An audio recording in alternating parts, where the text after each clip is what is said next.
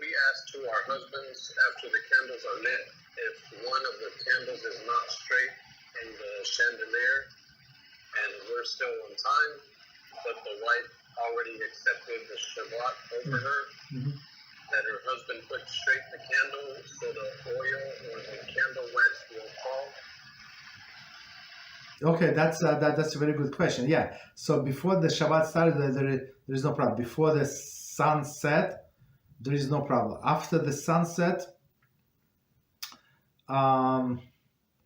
it's a good question. I don't want to answer right away. So candles become muktzeh. Muktzeh is Bezrat Hashem. We're going to have a separate class on the muktzeh. Some things that are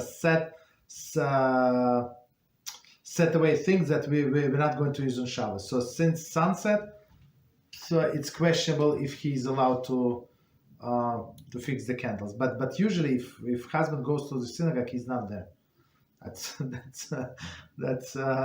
very practical, I would say, answer, because he already went to shul. Okay. But before the sunset, there is no problem whatsoever.